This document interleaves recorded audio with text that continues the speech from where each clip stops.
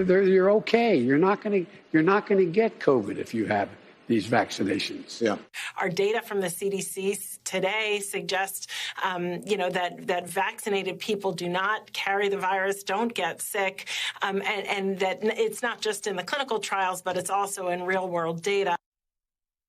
Misinformation there. That was President Biden. CDC Director Rochelle Walensky speaking in the past year or so, saying if you get the vaccine, you won't get COVID. Yeah, that, of course, is not true, as the president remains in isolation today with the virus. He's fully vaccinated, twice boosted, and taking Paxlovid as well, according to the White House press secretary and his medical team. Our panelists joining us now, Republican strategist and founder of Pocketbook Project, Jennifer Nassar, ambassador with the America First Policy Institute, Tom Borelli, and with the Project 21 Black Leadership Network, Donna Jackson. Good to see everyone here. And Jennifer, if I could just start with you on this, just your overall reaction here, really just taking out of the health, or the issue rather, that the president's going through at this time, but really the messaging that happened in that clip versus today. We have a president, again, that's fully vaccinated, twice boosted, taking an antiviral drug as well, still going through COVID as he tested positive. Jennifer.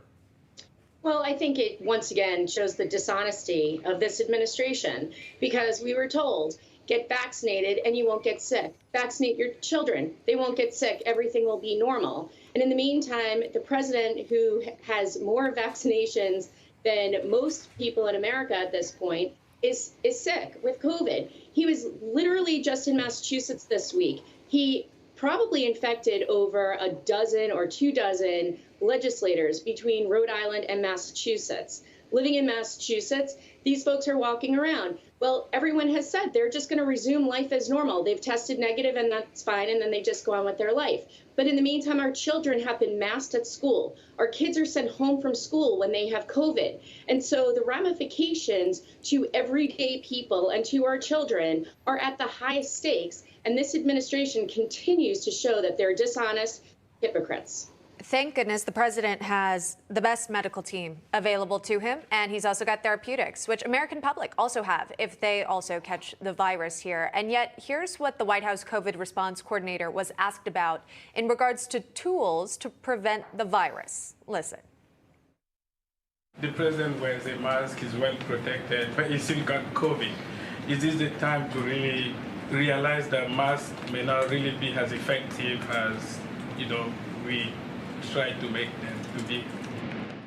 So I think the science on masks is actually quite clear, and there is broad agreement among public health and science experts that masks work. Tom, is it clear, or is there still some confusion about the effectiveness of masks?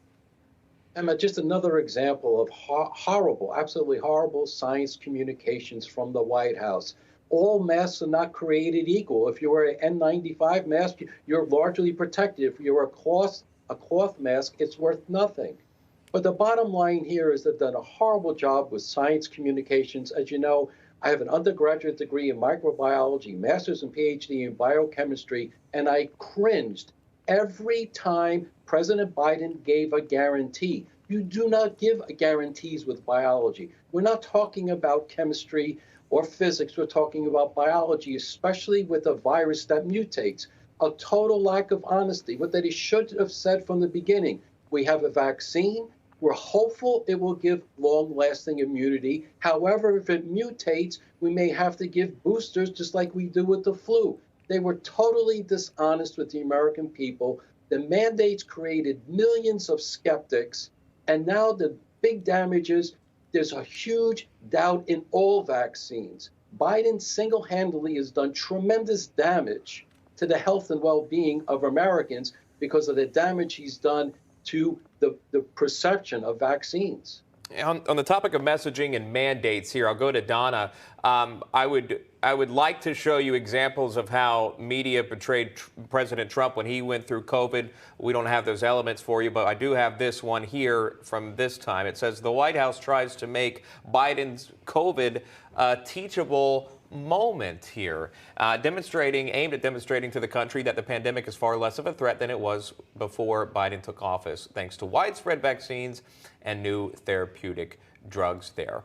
But if that is the case, we have seen mask mandates come back in indoor settings. It's, I think, being toyed with in Los Angeles County, but most certainly in San Diego schools and some other places. Even in, really not until recently, Broadway theaters allowed you not to choose if you wanted to wear a mask or not. But there still are places that really push for it, including transit in New York City, the metro area here. Donna, are mandates still necessary when you see someone with 4 shots and them still getting COVID?